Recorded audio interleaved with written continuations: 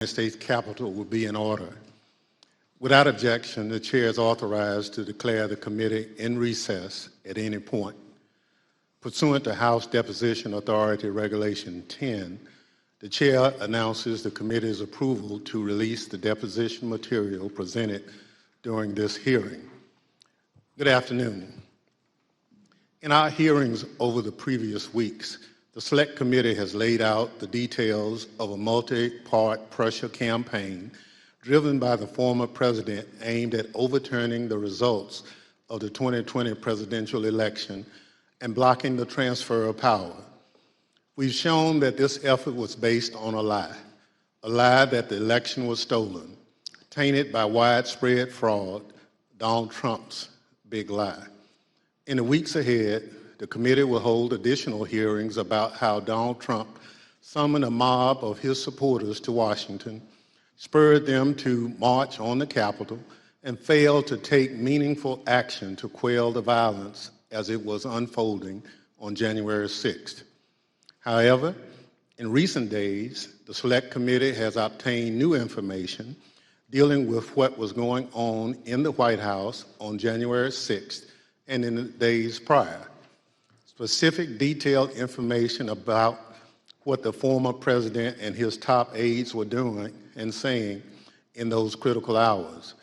First-hand details of what transpired in the office of the White House Chief of Staff, just steps from the Oval Office as the threats of violence became clear, and indeed, violence ultimately descended on the Capitol in the attack on American democracy.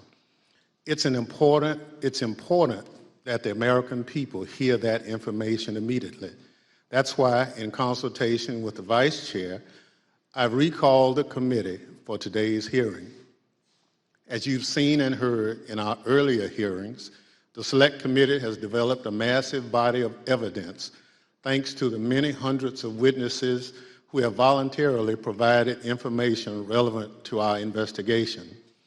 It hasn't always been easy to get that information because the same people who drove the former president's pressure campaign to overturn the election are now trying to cover up the truth about January 6th. But thanks to the courage of certain individuals, the truth won't be buried. The American people won't be left in the dark. Our witness today, Ms. Cassidy Hutchinson, has embodied that courage. I won't get into a lot of detail about Ms. Hutchinson's testimony will show. I'll allow her words to speak for themselves, and I hope everyone at home will listen very closely. First, I'll recognize our distinguished Vice Chair, Ms. Cheney of Wyoming, for any opening statements she'd care to offer. Thank you very much, Mr. Chairman. In our first 5 hearings, the committee has heard from a significant number of Republicans, including former Trump administration Justice Department officials, Trump campaign officials, several members of President Trump's White House staff, a prominent conservative judge, and several others. Today's witness, Ms. Cassidy Hutchinson, is another Republican and another former member of President Trump's White House staff. Certain of us in the House of Representatives recall that Ms. Hutchinson once worked for House Republican Whip Steve Scalise, but she is also a familiar face on Capitol Hill because she held a prominent role in the White House Legislative Affairs Office and later was the principal aide to President Trump's Chief of Staff, Mark Meadows. Ms. Hutchinson has spent considerable time up here on Capitol Hill representing the Trump administration, and we welcome her back. Up until now, our hearings have each been organized to address specific elements of President Trump's plan to overturn the 2020 election. Today, we are departing somewhat from that model because Ms. Hutchinson's testimony touches on several important and cross-cutting topics that are relevant to each of our future hearings. In her role working for the White House Chief of Staff, Ms. Hutchinson handled a vast number of sensitive issues.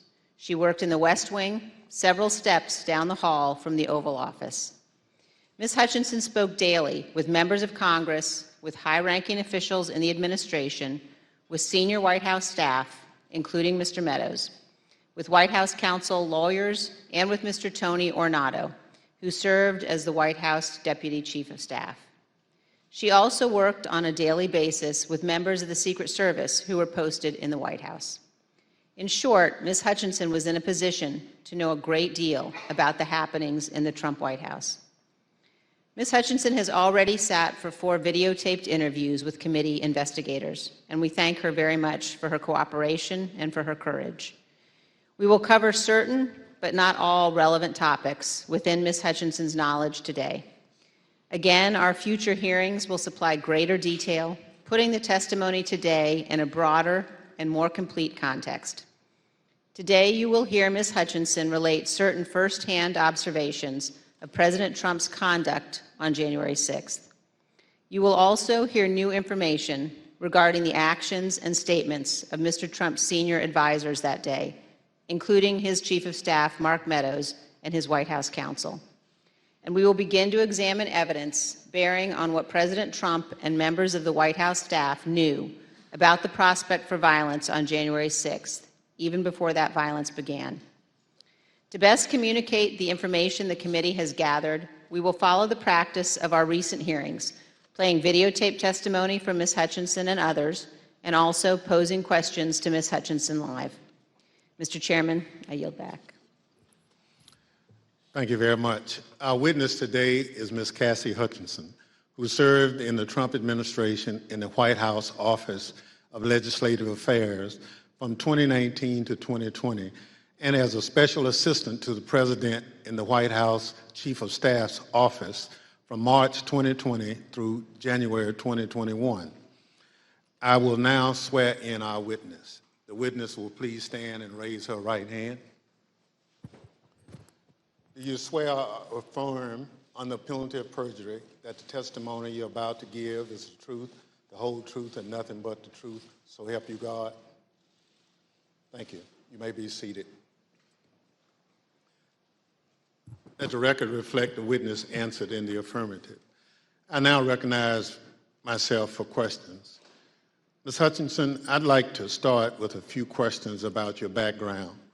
These are some photographs we've obtained highlighting your career. These show you with members of Congress, including Steve Scalise, as well as the White House with leader Kevin McCarthy and Jim Jordan. Others show you with the President and members of Congress aboard Air Force One.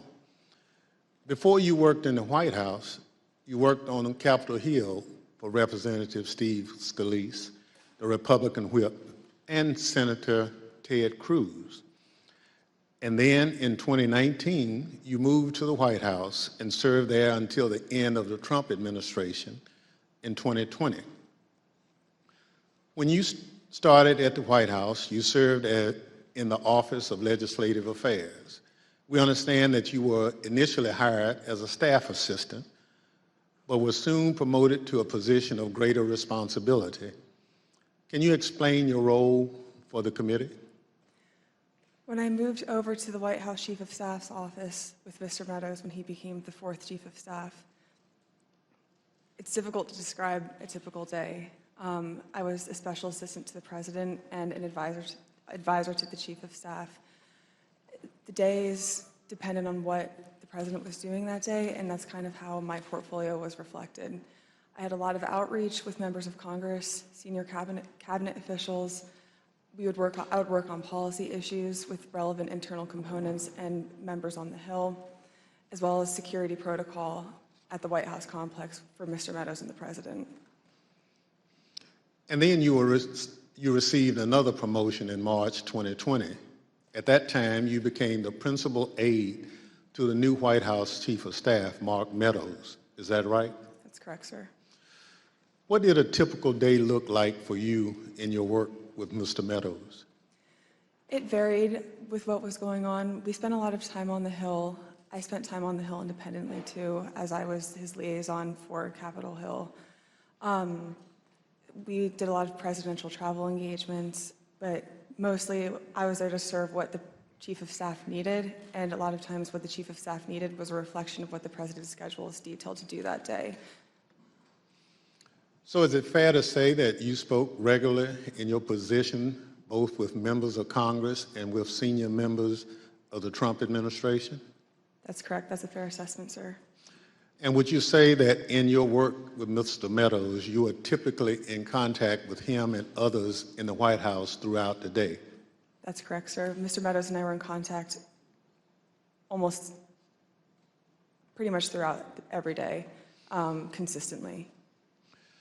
Although so much of grave importance happens in the West Wing of the White House, it's quite a small building. Above me on the screen, you can see a map of the first floor of the West Wing of the White House. On the right, you can see the President's Oval Office.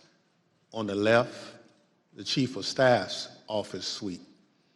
Within the Chief of Staff's office suite is the heart of the West Wing, was your desk, which was between the Vice President's office, Ms. Kirshner's office, and the Oval Office. Ms. Hutchinson, is this an accurate depiction of where you were located? It's accurate. It's a lot smaller than it looks. Absolutely. Ms. Hutchinson, this is a photo that shows the short distance between your office and the President's Oval Office. And it only takes 5 to 10 seconds or so to walk down the hall from your office to the Oval Office. Is that right? That's correct. Thank you.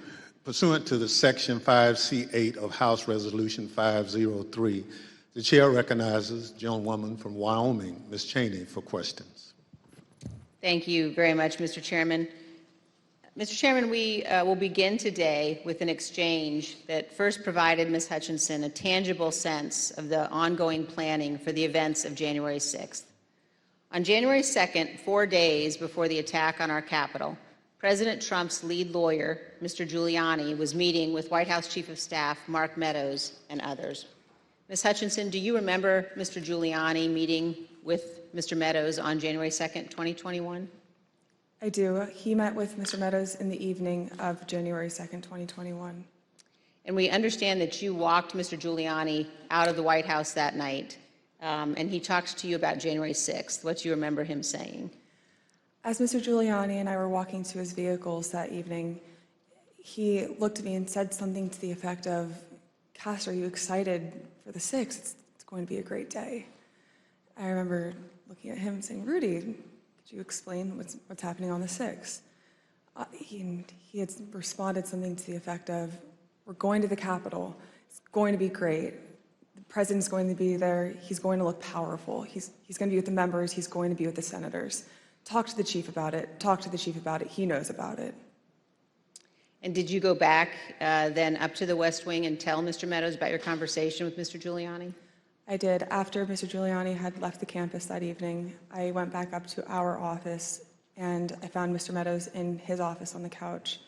He was scrolling through his phone. I remember leaning against the doorway and saying, "I had an interesting conversation with Rudy, Mark. Sounds like we're going to go to the Capitol."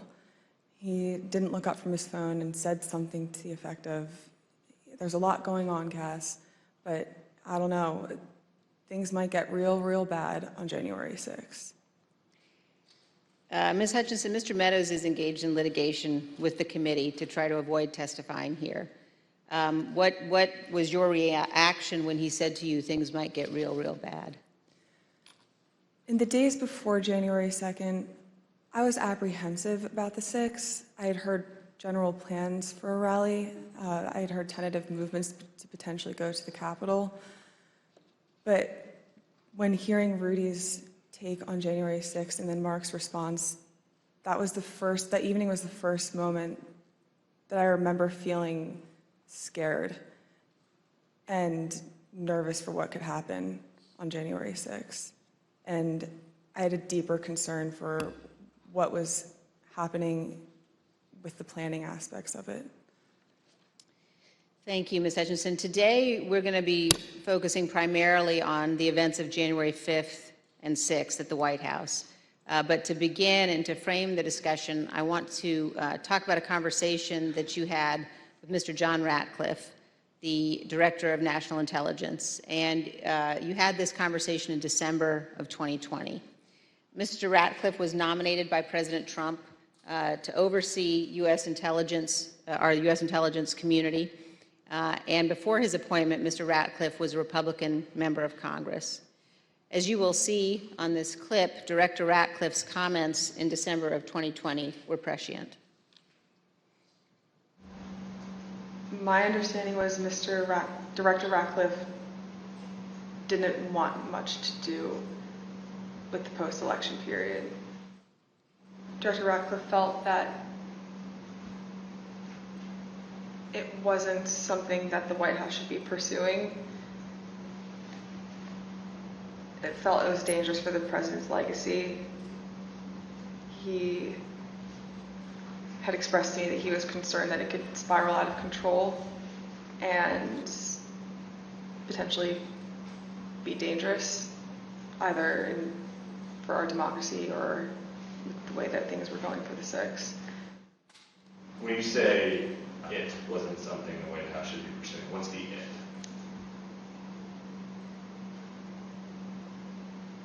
Trying to fight the results of the election, finding missing ballots, pressuring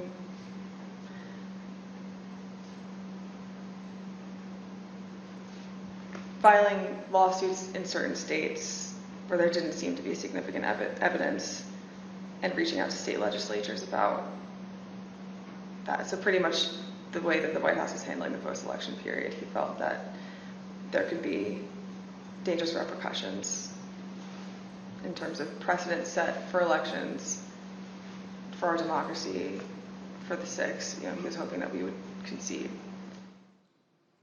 So, Ms. Hutchinson, now we're going to turn to certain information that was available before January 4th and what the Trump administration and the president knew about the potential for violence before January 6th.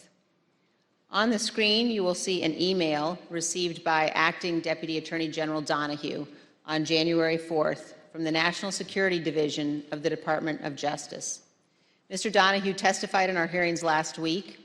The email identifies apparent planning by those coming to Washington on January 6th to, quote, occupy federal buildings, and discussions of, quote, invading the Capitol building. Here's what Mr. Donahue said to us. And we knew that if you have tens of thousands of very upset people showing up in Washington, D.C., that there was potential for violence. The U.S. Secret Service was looking at similar information and watching the planned demonstrations. In fact, their intelligence division sent several emails to White House personnel like Deputy Chief of Staff Tony Ornato and the head of the President's Protective Detail, Robert Engel, including certain materials listing events like those on the screen. The White House continued to receive updates about planned demonstrations, including information regarding the Proud Boys organizing and planning to attend events on January 6th. Although Ms. Hutchinson has no detailed knowledge of any planning involving the Proud Boys for January 6th, she did note this. I recall hearing the word Oath Keeper and hearing the word Proud Boys closer to the planning of the January 6th rally when Mr. Giuliani would be around. On January 3rd, the Capitol Police issued a special event assessment. In that document, the Capitol Police noted that the Proud Boys and other groups planned to be in Washington, D.C. on January 6th and indicated that, quote, unlike previous post-election protests, the targets of the pro-Trump supporters are not necessarily the counter-protesters as they were previously, but rather Congress itself is the target on the 6th.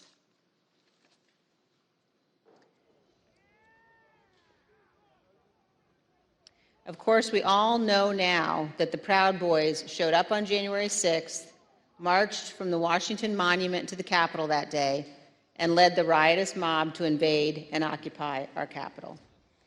Ms. Hutchinson, I want to play you a clip of one of our meetings when you described a call on January 4th that you received from National Security Advisor Robert O'Brien on the same topic, potential violence on January 6th. I received a call from Robert O'Brien, the National Security Advisor. He had asked if he could speak with Mr. Meadows about potential words of violence that he was hearing that were potentially going to happen on the Hill on January 6th. I had asked if he had connected with Tony Ornato because Tony Ornato had a conversation with Mark about that topic. Robert had said, I'll talk to Tony, and then I don't know if Robert ever connected with Mark about the issue. Ms. Hutchinson, can you describe for us Mr. Ornato's responsibilities as Deputy Chief of Staff? The Deputy Chief of Staff position at the White House for operations is arguably one of the most important positions that somebody can hold. They're in charge of all security protocol for the campus and all presidential protectees, primarily the president and the First Family, but anything that requires security for any individual that has presidential protection, so the Chief of Staff or the National Security Advisor, as well as the Vice President's team too. Tony would oversee all of that, and he was the conduit for security protocol between White House staff and the United States Secret Service. Thank you. And you also described a brief meeting between Mr. Ornato and Mr. Meadows on the potential for violence. The meeting was on January 4th. They were talking about the potential for violence on January 6th. Let's listen to a clip of that testimony. I remember Mr. Ornato had talked to him about intelligence reports. I remember Mr. Ornato coming in and saying that we had intel reports saying that there could potentially be violence on the 6th. You also told us about reports of violence and weapons that the Secret Service were receiving on the night of January 5th and throughout the day on January 6th. Is that correct? That's correct. There are reports that police in Washington, D.C. had arrested several people with firearms or ammunition following a separate pro-Trump rally in Freedom Plaza on the evening of January 5th. Are those some of the reports that you recall hearing about? They are. Of course, the world now knows that the people who attacked the Capitol on January 6th had many different types of weapons. When a president speaks, the Secret Service typically requires those attending to pass through metal detectors, known as magnetometers, or MAGs for short. The Select Committee has learned that people who willingly entered the enclosed area for President Trump's speech were screened so they could attend the rally at the Ellipse. They had weapons and other items that were confiscated: pepper spray, knives, brass knuckles, tasers, body armor, gas masks, batons, blunt weapons. And those were just from the people who chose to go through the security for the president's event on the Ellipse, not the several thousand members of the crowd who refused to go through the MAGs and watched from the lawn near the Washington Monument. The Select Committee has learned about reports from outside the magnetometers and has obtained police radio transmissions identifying individuals with firearms, including AR-15s, near the Ellipse on the morning of January 6th. Let's listen. There's an individual in a tree. He's going to be a white male, about 6 feet tall, thin build, brown cowboy boots. He's got blue jeans and a blue jean jacket, and underneath the blue jean jacket, the complainants both saw a stock with AR-15. He's going to be with a group of individuals, about five to eight other individuals. Two of the individuals in that group at the base of the tree, near the porta potties, were wearing green fatigues, green olive drab style fatigues, about 5'8", 5'9", skinny white males, brown cowboy boots. They had Glock-style pistols in their waistband. 8736 with the message, that subject, weapon on his right hip. After that, he's in the tree. Motor 1, make sure PPD knows they have an elevated threat in the tree south side of Constitution Avenue. Look for the Don't Tread on Me flag, American flag face mask, cowboy boots, weapon on the right side hip. I got 3 men walking down the street in fatigue while carrying AR-15. Copy at 14th and Independent.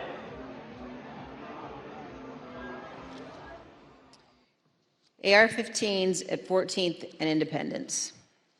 As you saw in those emails, the first report that we showed, we now know was sent in the 8 o'clock hour on January 6th. This talked about people in the crowd wearing ballistic helmets and body armor, carrying radio equipment and military-grade backpacks.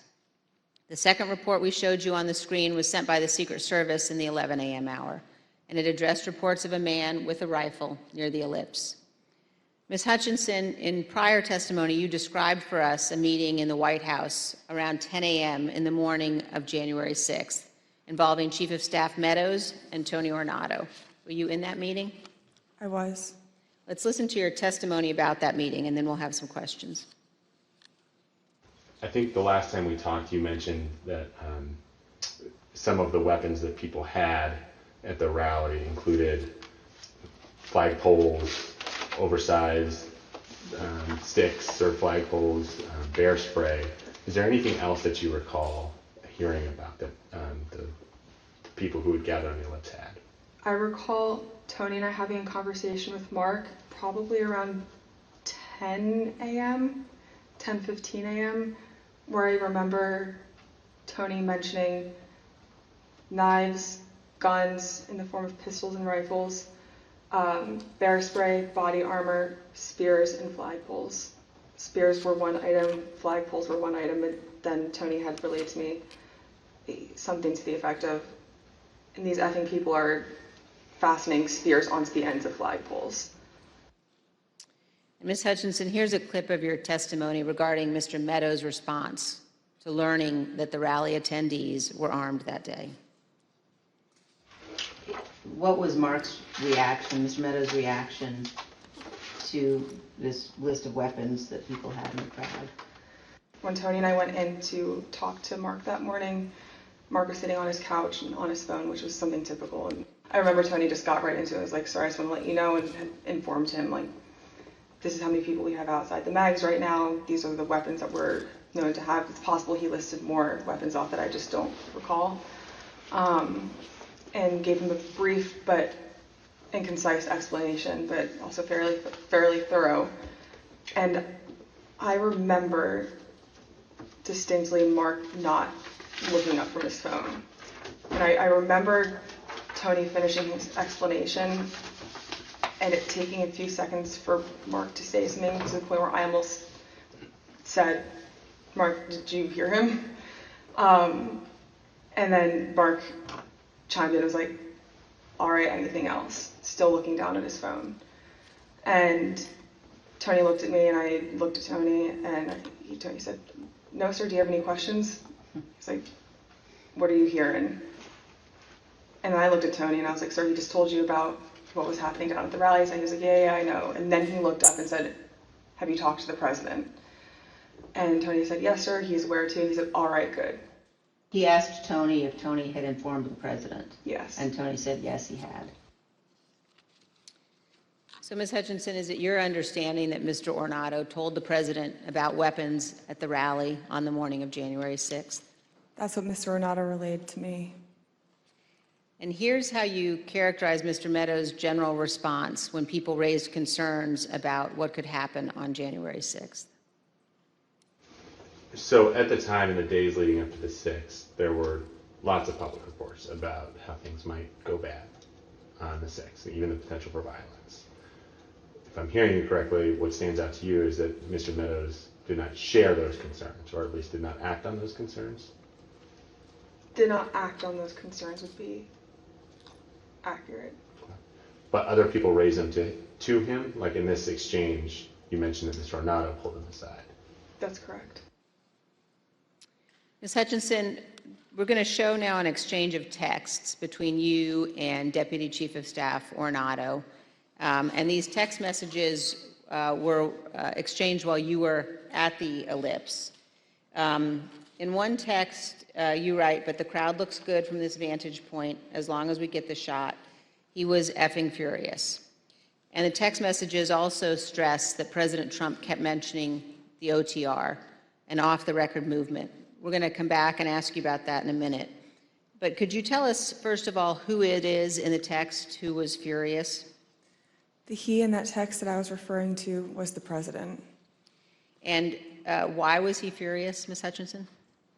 He was furious because he wanted the arena that we had on the Ellipse to be maxed out at capacity for all attendees. The advance team had relayed to him that the mags were free-flowing. Everybody who wanted to come in had already come in, but he still was angry about the extra space and wanted more people to come in.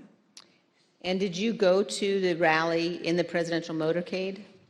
I was there, yes, in the motorcade. And were you backstage with the president and other members of his staff and family? I was.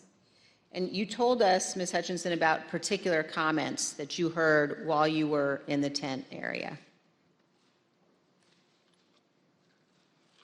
When we were in the offstage announce area tent behind the stage, he was very concerned about the shot, meaning the photograph that we would get, because the rally space wasn't full.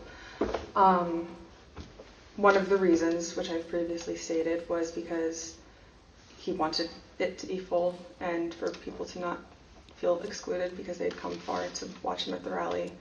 And he felt the mags were at fault for not letting everybody in. But another leading reason, and likely the primary reason, is because he wanted it full and he was angry that we weren't letting people through the mags with weapons, what the Secret Service deemed as weapons and our weapons.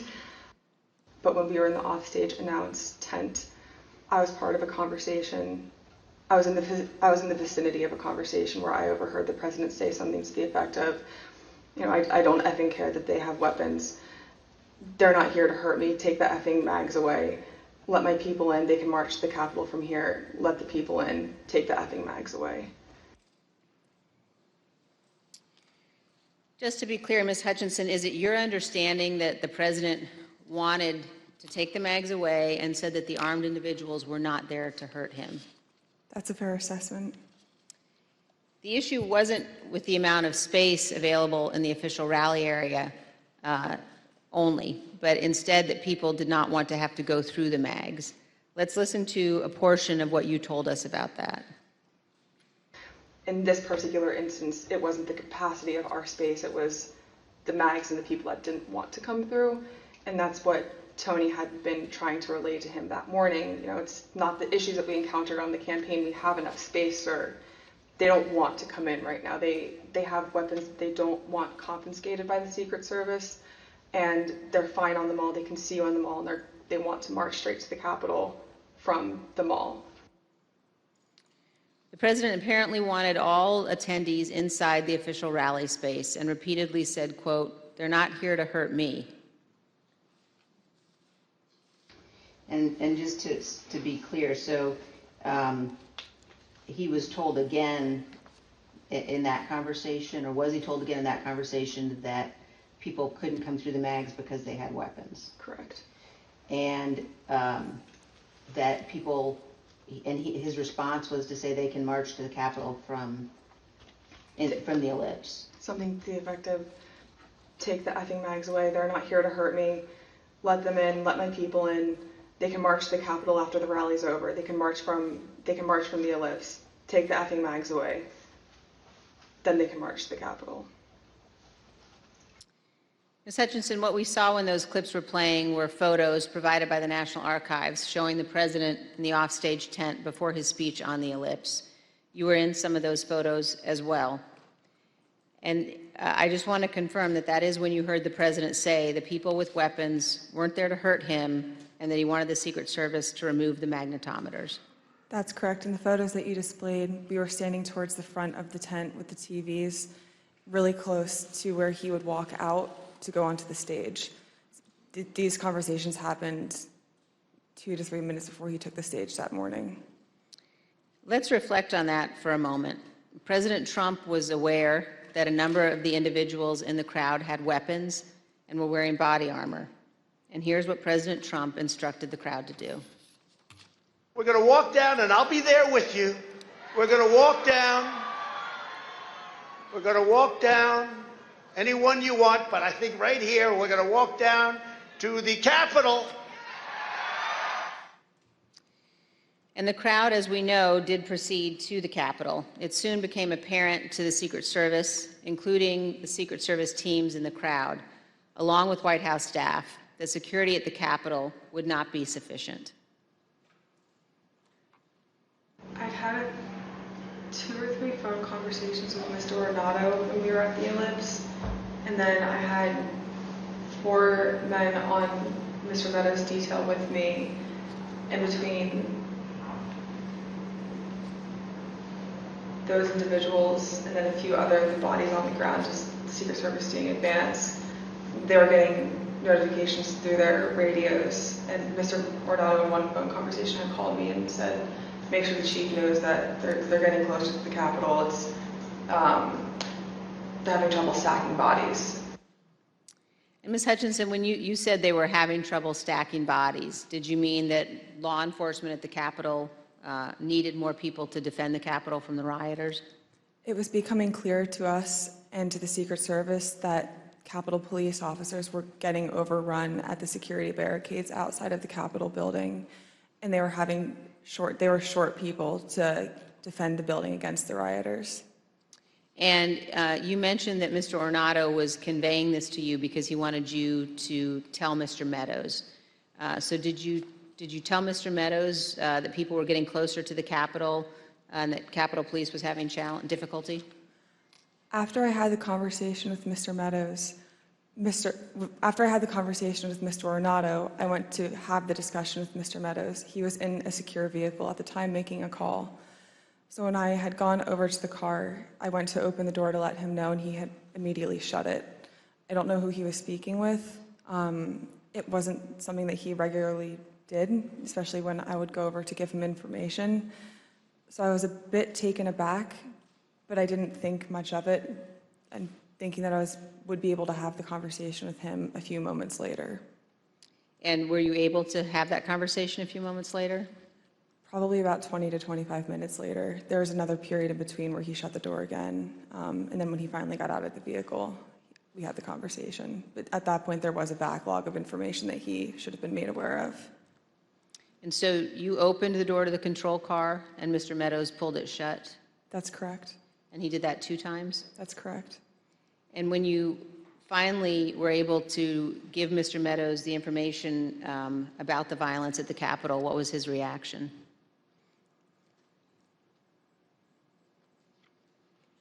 He almost had a lack of reaction.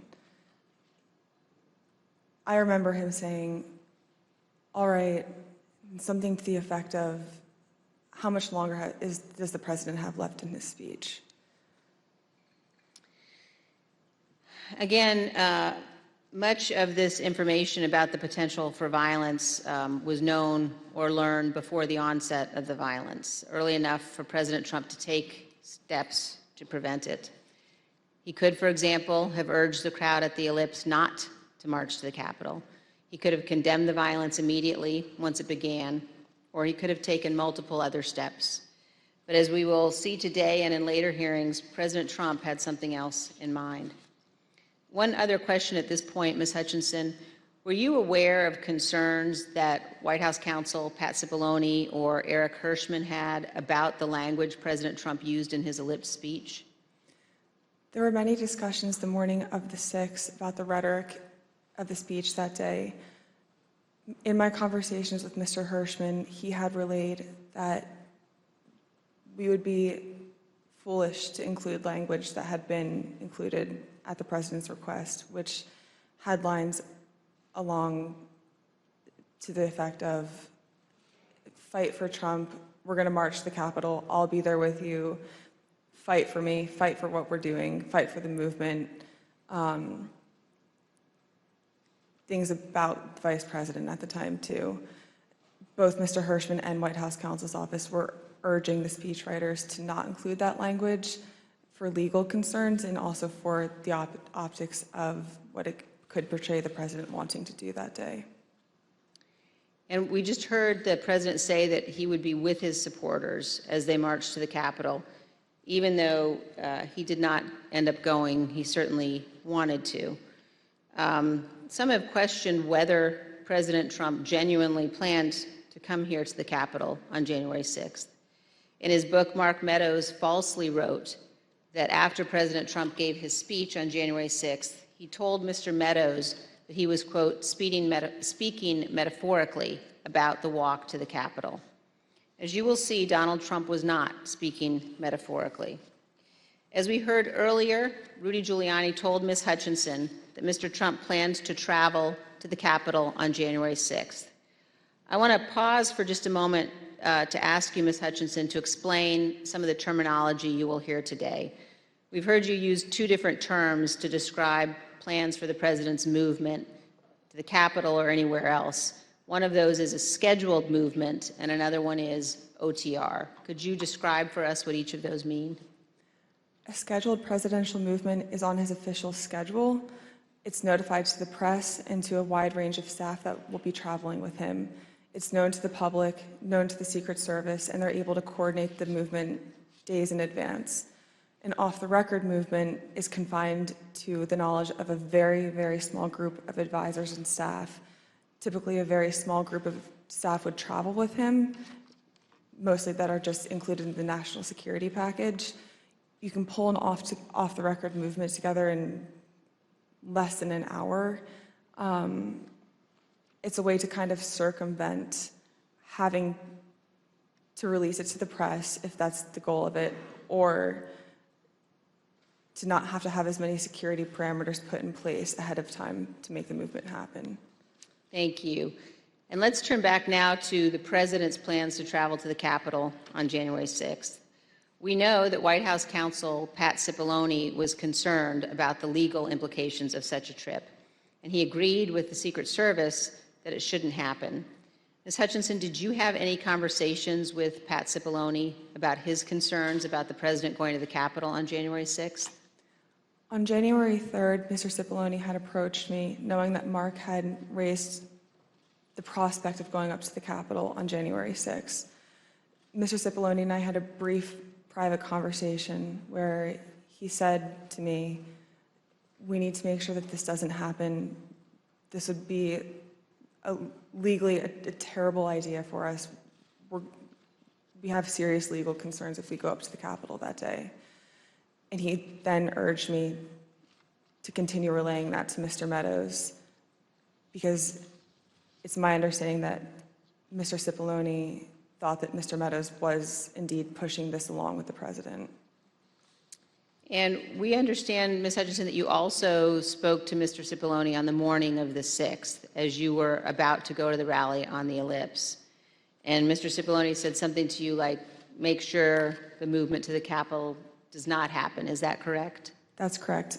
I saw Mr. Cipollone right before I walked out onto West Exec that morning, and Mr. Cipollone said something to the effect of, please make sure we don't go up to the Capitol, Cassidy. Keep in touch with me. We're going to get charged with every crime imaginable if we make that movement happen. And do you remember which crimes Mr. Cipollone was concerned with? In the days leading up to the 6th, we had conversations about potentially obstructing justice or defrauding the electoral count. Let's hear about some of those concerns that you mentioned earlier in one of your interviews with us. Having a private conversation with Pat late in the afternoon of the 3rd or the 4th, that Pat was concerned it would look like we were obstructing justice or obstructing the electoral college count. And I apologize for probably not being very firm with my legal terms here, but that it would look like we were obstructing what was happening on Capitol Hill. And he was also worried that it would look like we were inciting a riot or encouraging a riot to erupt on the Capitol, at the Capitol. In fact, in the days before January 6th and on January 6th itself, President Trump expressed to multiple White House aides that he wanted to go to the Capitol after his speech. Here's what various White House aides have told the committee about the president's desire to go to the Capitol. Did the president tell you this, that he wanted to speak at the Capitol? Correct, yes. during the meeting in the dining room, did the idea of the president proceeding or walking to the Capitol on the 6th after his speech come up? Walking to the Capitol? No. Driving to the Capitol? It came up. Okay, how did it come up and what was discussed? He brought it up. He said, I want to go down to the Capitol. What about him marching to the Capitol on the 6th? Yes. Tell us about that. So it's kind of a general thing. I mean, to get into the specifics of it, I was aware of a desire of the president to potentially march to the or accompany the rally attendees to the Capitol. When did you first hear about this idea of the president accompanying rally attendees to the Capitol on the 6th? Well, this was at the 6th. This was during the after he finished his remarks. When the president said that he would be going to the Capitol during his speech on the ellipse, the Secret Service scrambled to find a way for him to go. We know this from witnesses and the Secret Service, also from messages among staff on the President's National Security Council. The NSC staff were monitoring the situation in real time, and you can see how the situation evolved in the following chat log that the committee has obtained. As you can see, NSC staff believed that Mogul, the president, was, quote, going to the Capitol, and, quote, they are finding the best route now. From these chats, we also know the staff learned of the attack on the Capitol in real time.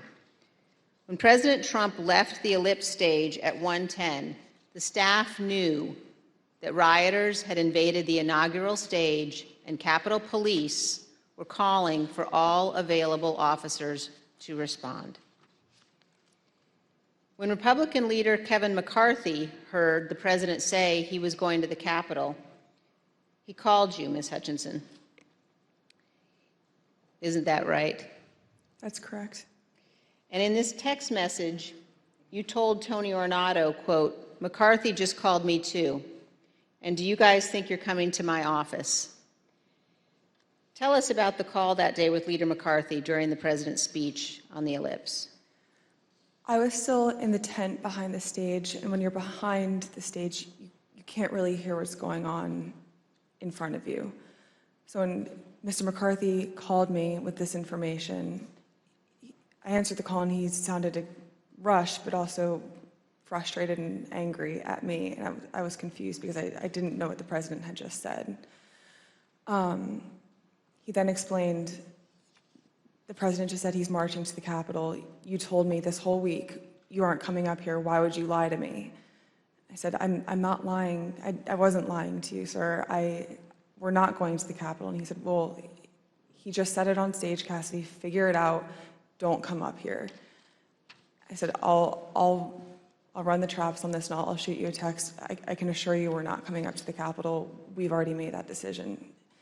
He pressed a little bit more, believing me, but I think frustrated that the president had said that, and we ended the phone conversation after that. I called Mr. Ornato to reconfirm that we weren't going to the Capitol, and which is also in our text messages. I sent Mr. McCarthy another text telling him the affirmative that we were not going up to the Capitol, and he didn't respond after that. And we understand, Ms. Hutchinson, that the plans for the president to come up to the Capitol had included discussions at some point about what the president would do when he came up to the Capitol on January 6th. Let's look at a clip of one of your interviews discussing that issue with the committee.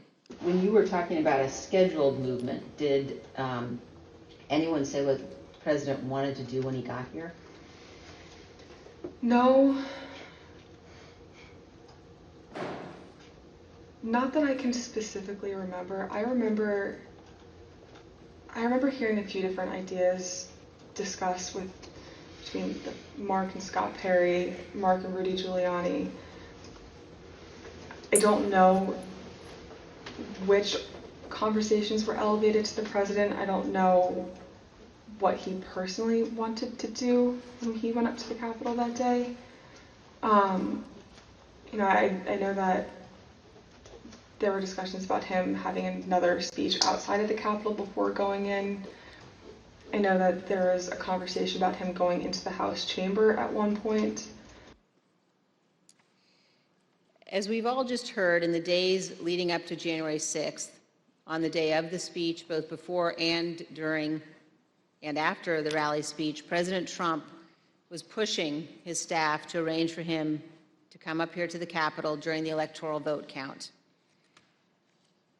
Let's turn now to what happened in the president's vehicle when the Secret Service told him he would not be going to the Capitol after his speech. First, here is the president's motorcade leaving the ellipse after his speech on January 6th.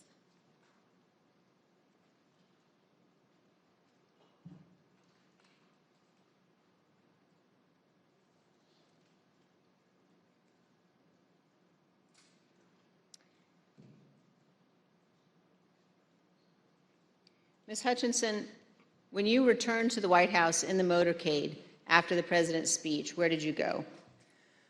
When I returned to the White House, I walked upstairs towards the Chief of Staff's office, and I noticed Mr. Ornato lingering outside of the office. Once we had made eye contact, he quickly waved me to go into his office, which was just across the hall from mine. When I went in, he shut the door, and I noticed Bobby Engel, who is the head of Mr. Trump's security detail, sitting in a chair, just looking somewhat discombobulated and a little lost. I looked at Tony, and he had said, "Did you effing hear what happened in the Beast?" I said, "No, Tony, I just got back. What happened?" Tony proceeded to tell me that when the president got in the Beast, he was under the impression from Mr. Meadows that the off-the-record movement to the Capitol was still possible and likely to happen, but that Bobby had more information. So once the president had gotten into the vehicle with Bobby, he thought that they were going up to the Capitol, and when Bobby had relayed to him, "We're not, we don't have the assets to do it, it's not secure, we're going back to the West Wing," the president had a very angry response to that. Tony described him as being irate. The president said something to the effect of, "I'm the effing president, take me up to the Capitol now." To which Bobby responded, "Sir, we have to go back to the West Wing." The president reached up towards the front of the vehicle to grab at the steering wheel. Mr. Engel grabbed his arm, said, "Sir, you need to take your hand off the steering wheel. We're going back to the West Wing. We're not going to the Capitol."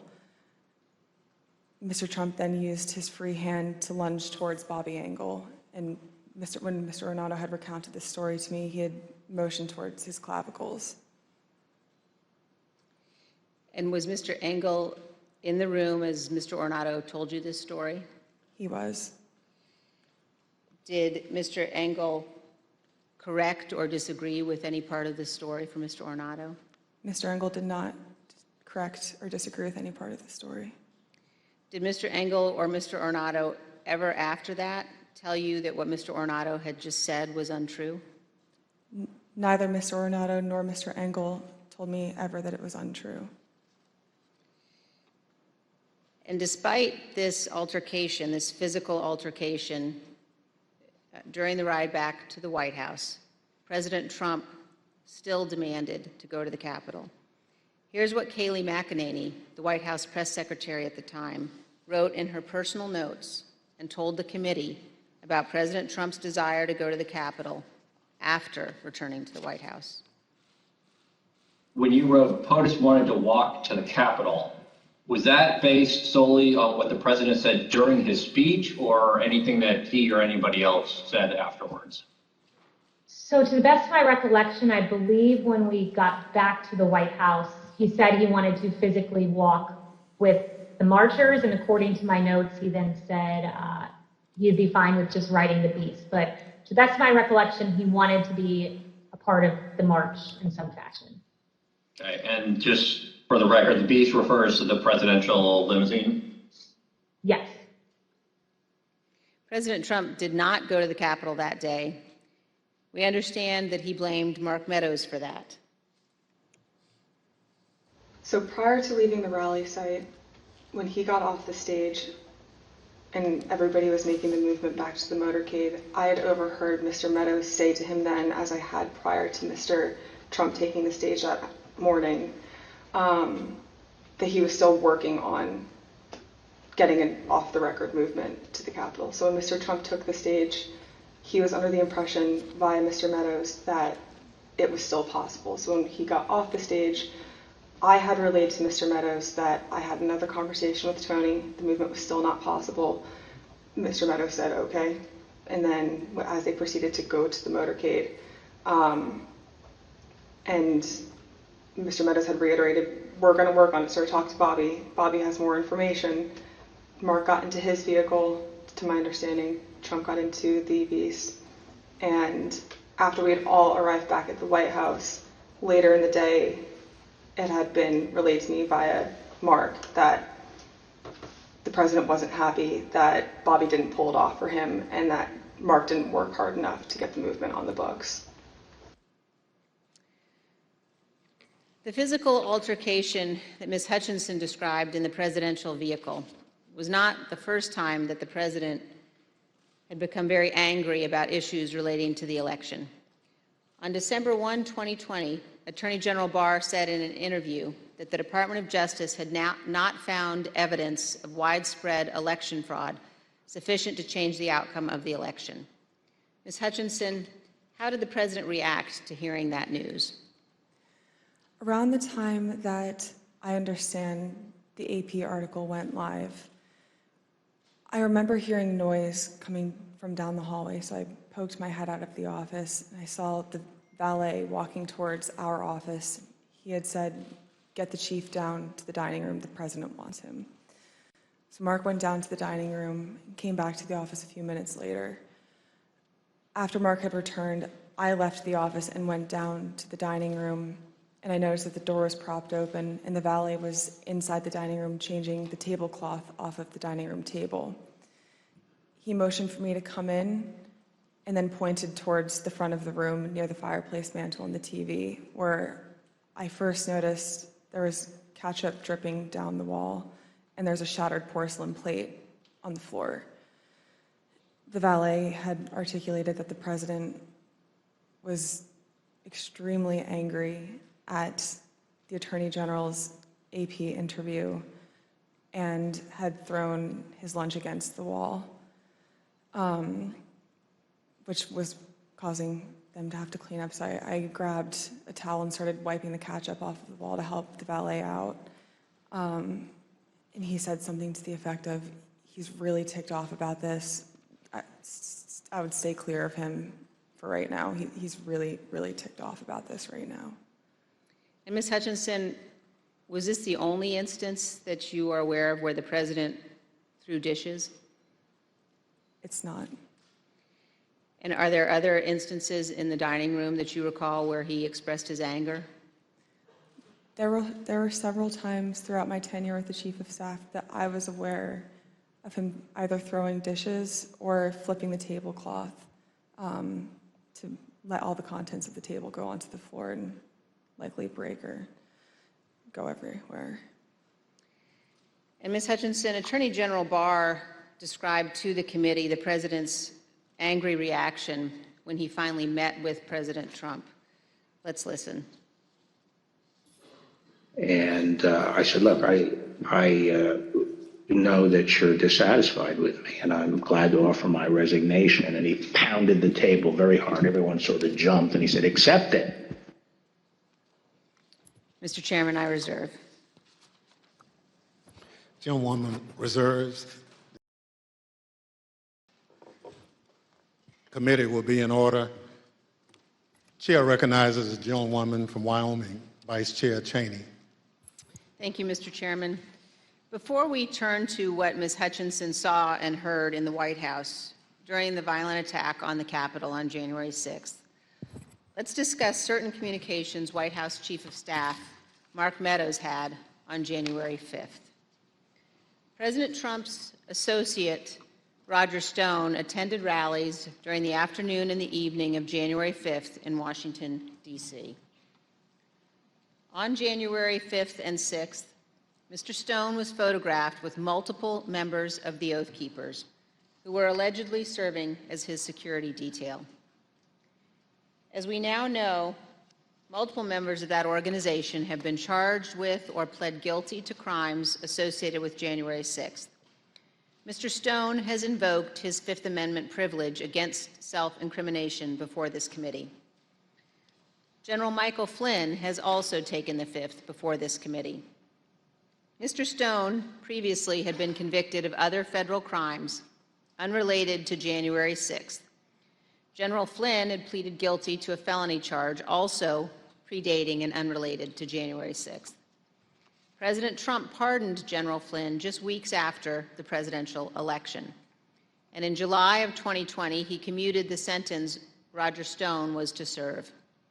The night before January 6th, President Trump instructed his Chief of Staff, Mark Meadows, to contact both Roger Stone and Michael Flynn regarding what would play out the next day. Ms. Hutchinson, is it your understanding that President Trump asked Mark Meadows to speak with Roger Stone and General Flynn on January 5th? That's correct. That is my understanding. And Ms. Hutchinson, is it your understanding that Mr. Meadows called Mr. Stone on the 5th? I'm under the impression that Mr. Meadows did complete both a call to Mr. Stone and General Flynn the evening of the 5th. And do you know what they talked about that evening, Ms. Hutchinson? I'm not sure. Is it your understanding that Mr. Giuliani, Mr. Eastman, and others had set up what has been called, quote, a war room at the Willard Hotel on the night of the 5th? I was aware of that the night of the 5th. And do you know if Mr. Meadows ever intended to go to the Willard Hotel on the night of the 5th? Mr. Meadows had a conversation with me where he wanted me to work with Secret Service on a movement from the White House to the Willard Hotel so he could attend the meeting or meetings with Mr. Giuliani and his associates in the war room. And what was your view as to whether or not Mr. Meadows should go to the Willard that night? I had made it clear to Mr. Meadows that I didn't believe it was a smart idea for him to go to the Willard Hotel that night. I wasn't sure everything that was going on at the Willard Hotel, although I knew enough about what Mr. Giuliani and his associates were pushing during this period. I didn't think that it was something appropriate for the White House Chief of Staff to attend or to consider involvement in. I made that clear to Mr. Meadows. Throughout the afternoon, he mentioned a few more times going up to the Willard Hotel that evening, and then eventually dropped the subject the night of the 5th and said that he would dial in instead. So General Flynn has appeared before this committee, and when he appeared before our committee, he took the 5th. Let's briefly view a clip of General Mike Flynn taking the Fifth Amendment. General Flynn, do you believe the violence on January 6th was justified? Do we have? Yes.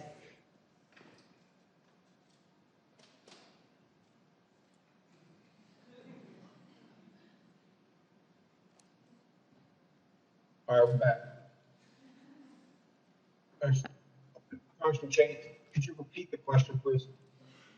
Yes. General Flynn, do you believe the violence on January 6th was justified?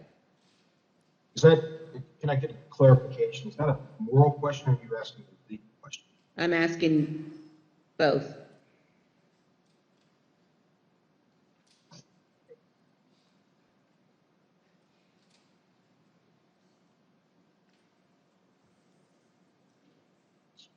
I said the fifth. Do you believe the violence on January 6th was justified morally? Take the fifth. You believe the violence on January 6th was justified legally? Fifth. General Flynn, do you believe in the peaceful transition of power in the United States of America? The fifth. Let's move on now to January 6th and the conduct of Donald Trump and Mark Meadows during the attack on the Capitol. Ms. Hutchinson, I'd like now for us to listen to a description, your description of what transpired in the West Wing during the attack.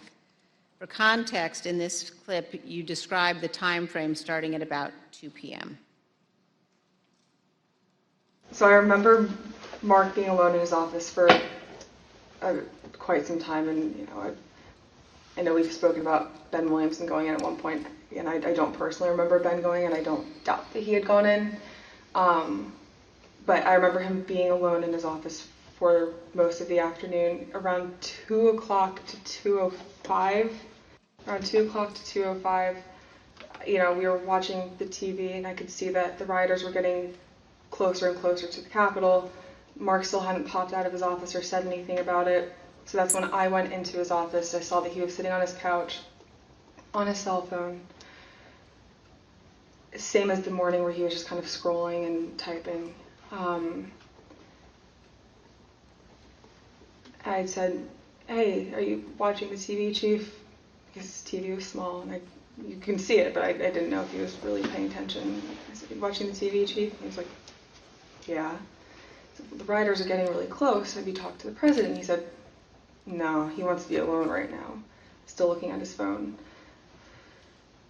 So I start to get frustrated because I sort of felt like I was watching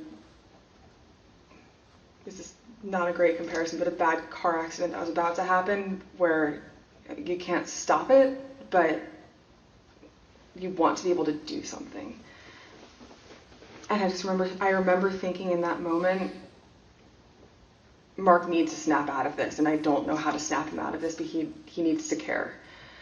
And I just remember I blurted out, I said, "Mark, do you know where Jim's at right now?" And he looked up at me at that point and said, "Jim?" And I said, "Mark, he was on the floor a little while ago giving a floor speech. Did you listen?"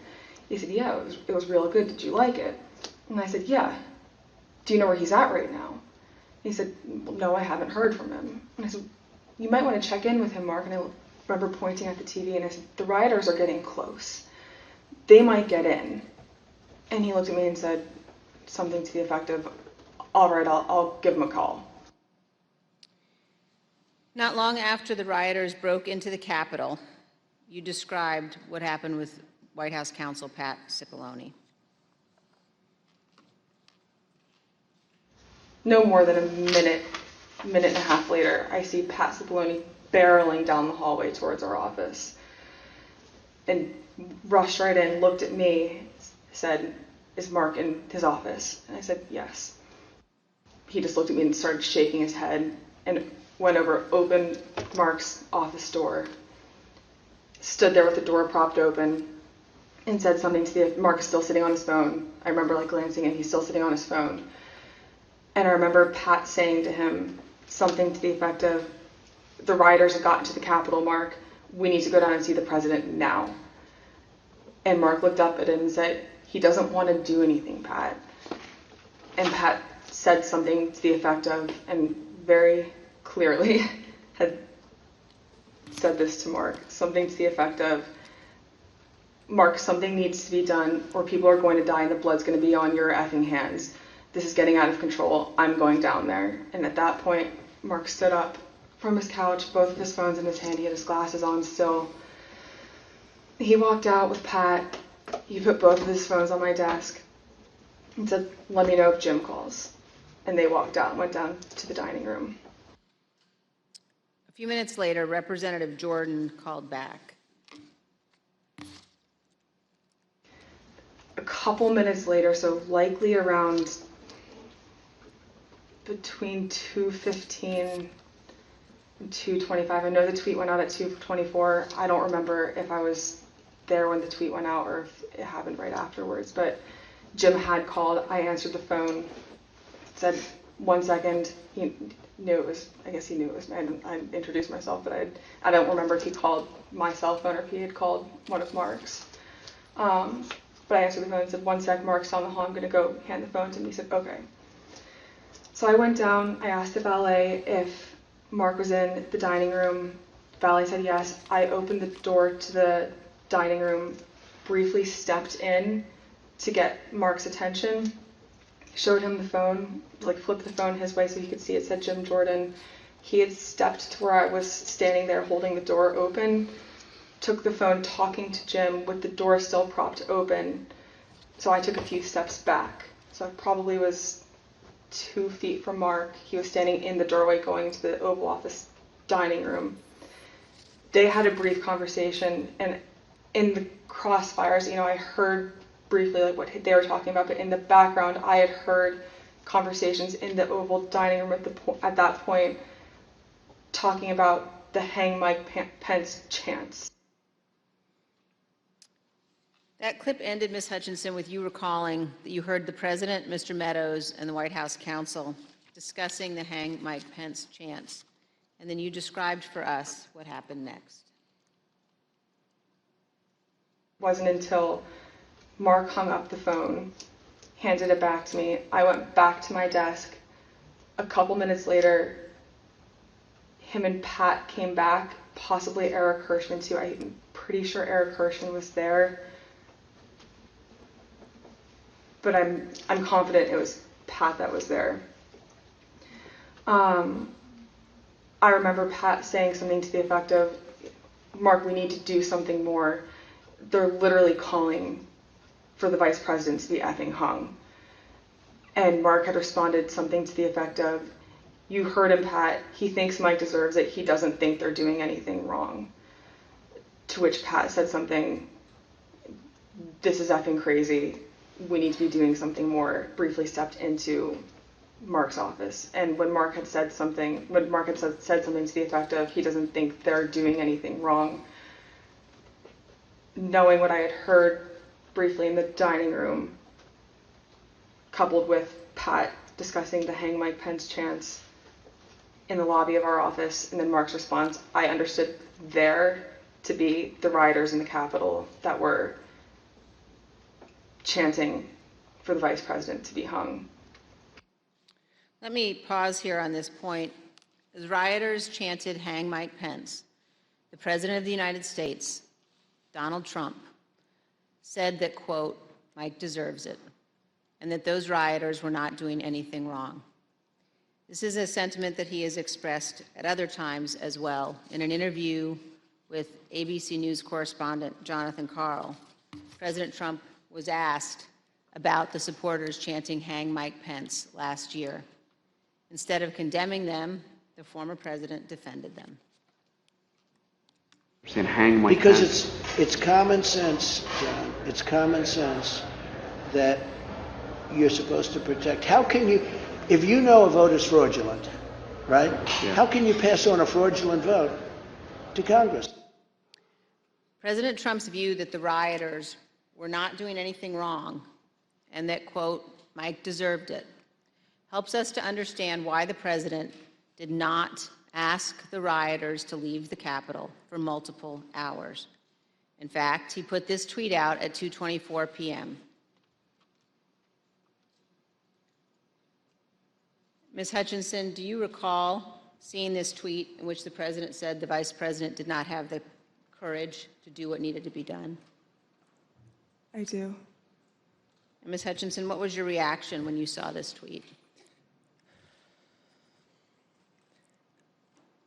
As a staffer that works to always represent the administration to the best of my ability and to showcase the good things that he had done for the country, I remember feeling frustrated, disappointed, and really, it felt personal. It was really sad. As an American, I was disgusted. It was unpatriotic. It was un-American. We were watching the Capitol building get defaced over a lie. And it was something that was really hard in that moment to digest, knowing what I had been hearing down the hall in the conversations that were happening, seeing that tweet come up and knowing what was happening on the Hill, And it's something that I still struggle to work through the emotions of that. Ms. Hutchinson, we have also spoken to multiple other White House staff about their reaction to Donald Trump's 224 tweet, condemning Mike Pence for not having the courage to refuse to count electoral votes, an act that would have been illegal. Matthew Pottinger, a former Marine intelligence officer who served in the White House for 4 years, including as Deputy National Security Advisor, was in the vicinity of the Oval Office at various points throughout the day. When he saw that tweet, he immediately decided to resign his position. Let's watch him describe his reaction to the president's tweet. One of my staff brought me a printout of a tweet by the president. And the tweet said something to the effect that Mike Pence, the vice president, didn't have the courage to do what should have been done. I read that tweet and made a decision at that moment to resign. That's where I knew that I was leaving that day, once I read that tweet. Ultimately, members of the White House staff, Sarah Matthews, cabinet members Secretary Chao and Secretary DeVos resigned as well. Here is Secretary DeVos's resignation letter. As you can see, in resigning on January 6th, Secretary DeVos said to the president, quote, "There's no mistaking the impact your rhetoric had on the situation, and it is the inflection point for me." Let's also look at Secretary Chao's resignation statement. When Secretary Chao resigned, she spoke of the January 6th attack, and she said, quote, "As I am sure is the case with many of you, this has deeply troubled me in a way I simply cannot set aside." Ms. Hutchinson, in our prior interviews, we've asked you about what the president's advisors were urging him to do during the attack. You've described roughly 3 different camps of thought inside the White House that day. Can you tell us about those? There was a group of individuals that were strongly urging him to take immediate and swift action. I would classify the White House counsel's office, Mr. Hirschman, Ms. Ivanka Trump in that category of really working to get him to take action and pleading with him to take action. There was a more neutral group where advisors were trying to toe the line, knowing that Mr. Trump didn't necessarily want to take immediate action and condemn the riots, but knowing something needed to be done. And then there was the last group, which was deflect and blame. Let's blame Antifa. These aren't our people.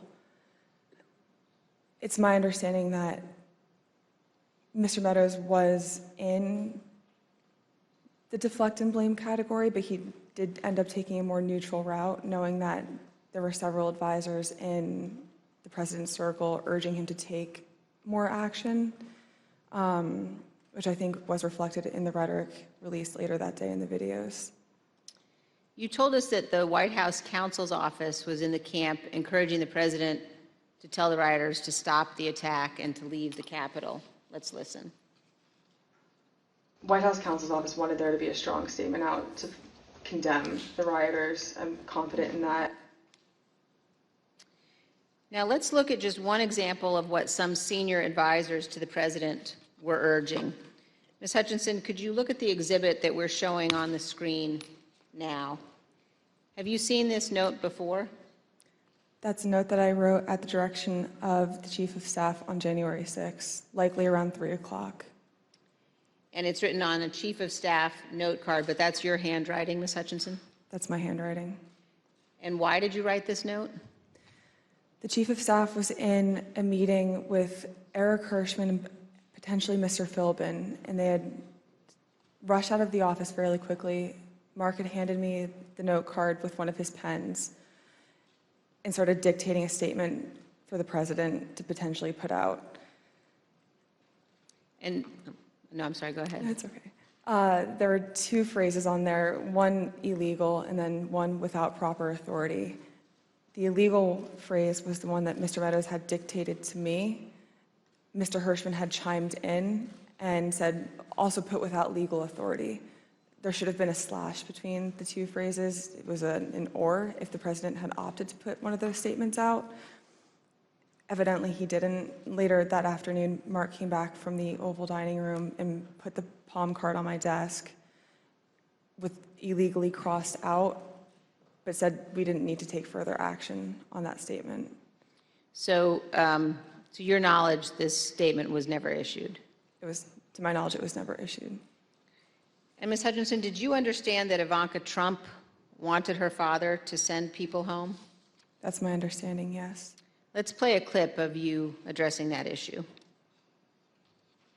I remember her saying at various points, she wanted her dad to send them home. She wanted her dad to tell them to go home peacefully, and she wanted to include language that he necessarily wasn't on board with at the time. You will hear more about this at our later hearings, but we have evidence of many others imploring Donald Trump and Mark Meadows to take action. Here is some of that evidence, text messages sent to Mark Meadows during the attack. This is a text message at 2:32 from Laura Ingram. Hey, Mark, the president needs to tell people in the Capitol to go home. In the next message, this is hurting all of us. And then he's destroying his legacy and playing into every stereotype. We lose all credibility against the BLM Antifa crowd if things go south. The president's son, Don Jr., also urgently contacted Mark Meadows. At 2:53, he wrote, he's got to condemn this shit ASAP. The Capitol Police tweet is not enough.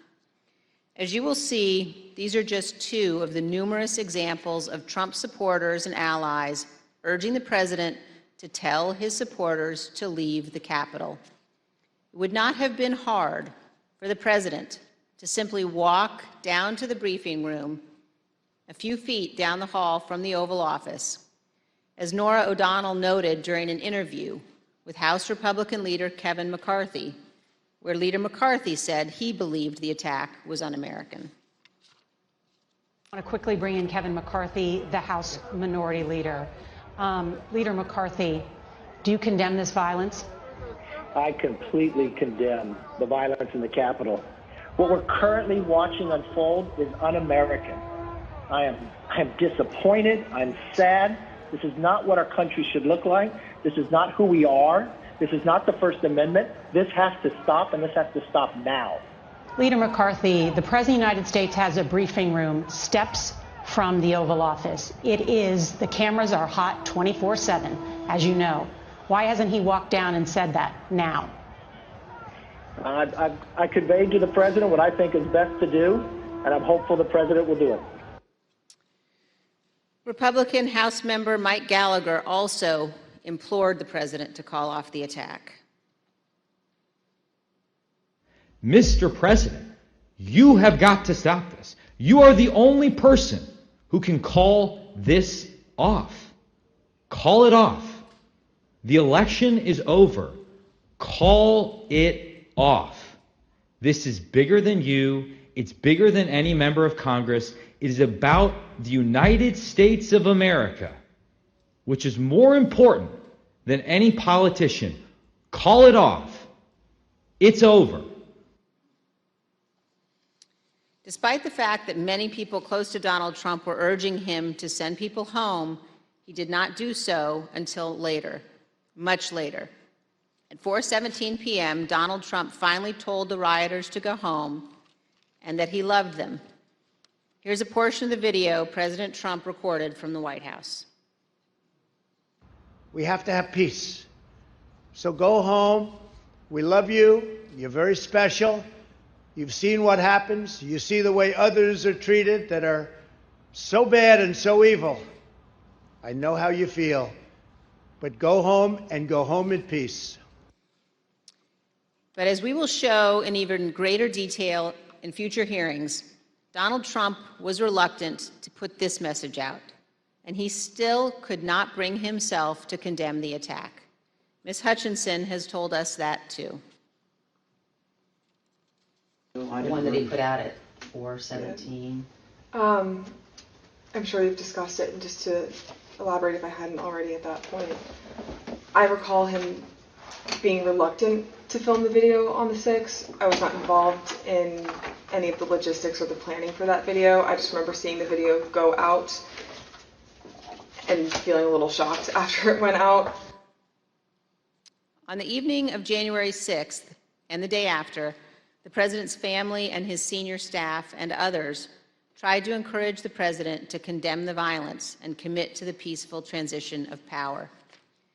At 3:31 p.m. on January 6th, Sean Hannity of Fox News texted Mark Meadows. Mr. Hannity said, quote, "Can he make a statement? I saw the tweet. Ask people to leave the Capitol." Later that evening, Mr. Hannity sent another text message to Mark Meadows. This time, he shared a link to a tweet. That tweet reported that President Trump's cabinet secretaries were considering invoking the 25th Amendment to remove President Trump from office.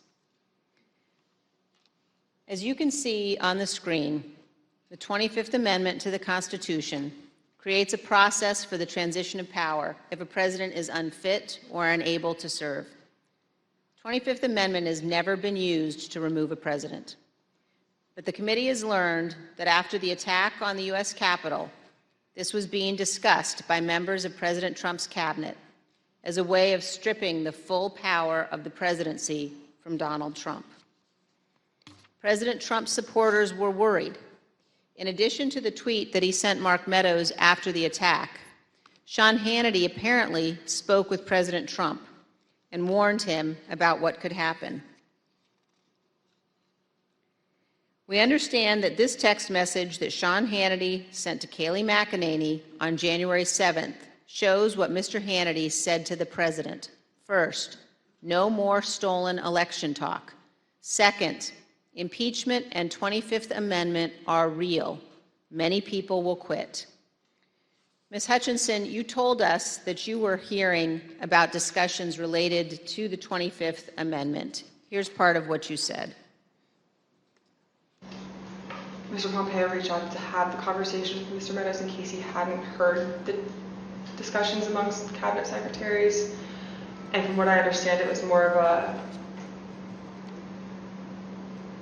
this is what I'm hearing, I want you to be aware of it, but I also think it's worth putting on your radar because you are the chief of staff. You're technically the boss of all the cabinet secretaries, and you know, if conversations progress, you should be ready to take action on this. Like, I'm concerned for you and your positioning with this. Yeah. Reach out to me if you have any questions, or like I can be helpful with you at all.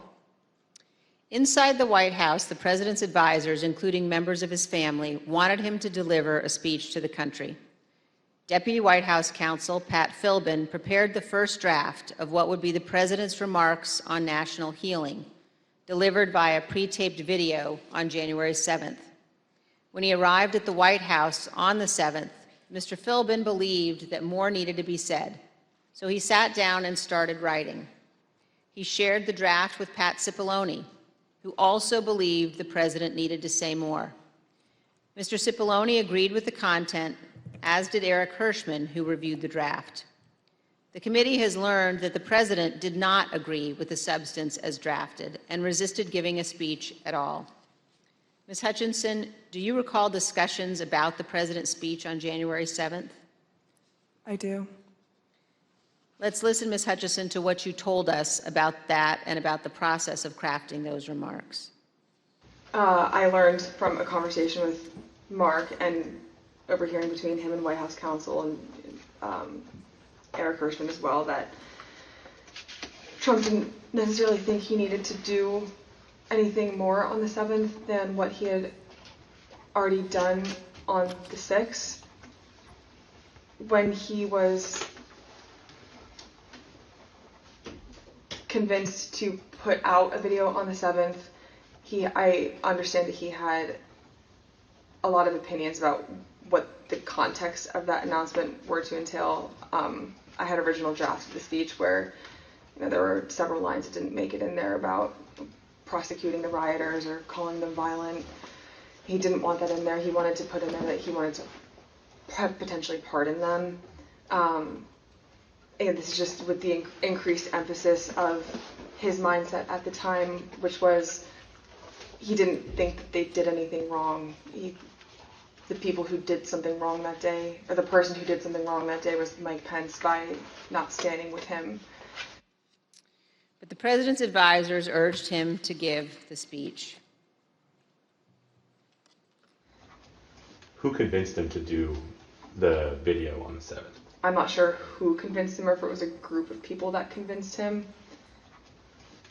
Who was in the group that you're aware of? That I'm aware of: Mark, Ivanka, Jared Kushner, Eric Hirschman, Pat Zabloni, Pat Philbin.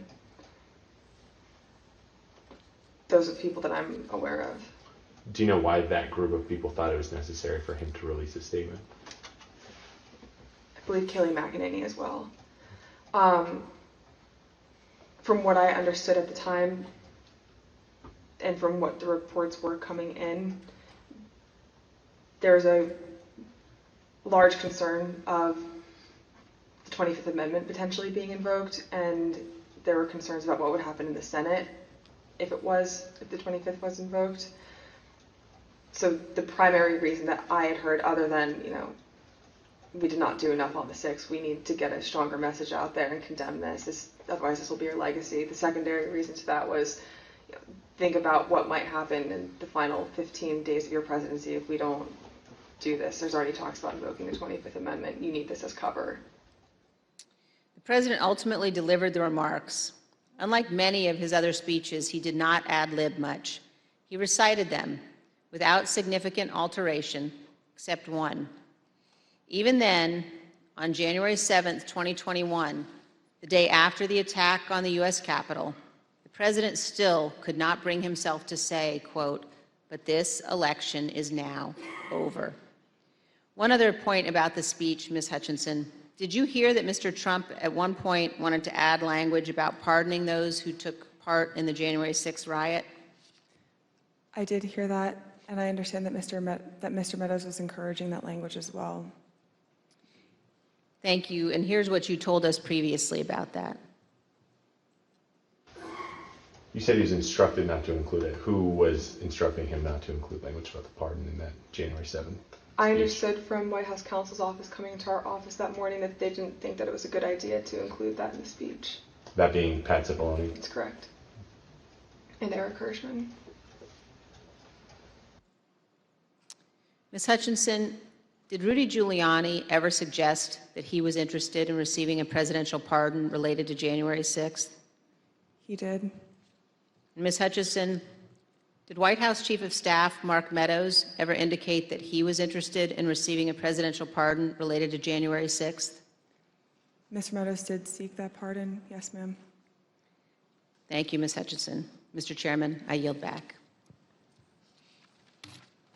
I want to thank our witness for joining us today. The members of the Select Committee may have additional questions for today's witness, and we ask that you respond expeditiously in writing to those questions. Without objections, members will be permitted 10 business days to submit statements for the record, including opening remarks and additional questions for the witness. Without objection, the chair recognizes the vice chair for a closing statement. Thank you very much, Mr. Chairman. I want to begin by thanking Ms. Hutchinson for her testimony today. We are all in her debt. Our nation is preserved by those who abide by their oaths to our Constitution. Our nation is preserved by those who know the fundamental difference between right and wrong. And I want all Americans to know that what Ms. Hutchinson has done today is not easy. The easy course is to hide from the spotlight, to refuse to come forward, to attempt to downplay or deny what happened. That brings me to a different topic. While our committee has seen many witnesses, including many Republicans, testify fully and forthrightly This has not been true of every witness. And we have received evidence of one particular practice that raises significant concern. Our committee commonly asks witnesses connected to Mr. Trump's administration or campaign whether they've been contacted by any of their former colleagues or anyone else who attempted to influence or impact their testimony. Without identifying any of the individuals involved, let me show you a couple of samples of answers we received to this question. First, here's how one witness described phone calls from people interested in that witness's testimony. Quote, "What they said to me is as long as I continue to be a team player, they know I'm on the right team. I'm doing the right thing. I'm protecting who I need to protect. You know I'll continue to stay in good graces in Trump world. And they have reminded me a couple of times that Trump does read transcripts, and just keep that in mind as I proceed through my interviews with the committee." Here's another sample in a different context. This is a call received by one of our witnesses. Quote, "A person let me know you have your deposition tomorrow. He wants me to let you know he's thinking about you. He knows you're loyal and you're going to do the right thing when you go in for your deposition." I think most Americans know that attempting to influence witnesses to testify untruthfully presents very serious concerns. We will be discussing these issues as a committee, carefully considering our next steps. Mr. Chairman, thank you. I yield back. Gentlewoman yields back. Ms. Hutchinson, thank you. Thank you for doing your patriotic duty and helping the American people get a complete understanding of January 6th and its causes. Thank you for your courage in testifying here today. You have the gratitude of this committee and your country. I know it wasn't easy to sit here today and answer these questions, but after hearing your testimony in all its candor and detail, I want to speak directly to the handful of witnesses who have been outliers in our investigation, the small number who have defied us outright, those whose memories have failed them again and again on the most important details, and to those who fear Donald Trump and his enablers. Because of this courageous woman and others like her, your attempt to hide the truth from the American people will fail. And to that group of witnesses, if you've heard this testimony today and suddenly you remember things you couldn't previously recall, or there are some details you'd like to clarify, or you discovered some courage you had hidden away somewhere, our doors remain open. The Select Committee will reconvene in the weeks ahead as we continue to lay out our findings to the American people. The chair requests those in the hearing room to remain seated until the Capitol Police have escorted the witness and members from the room. Without objection, the committee stands adjourned.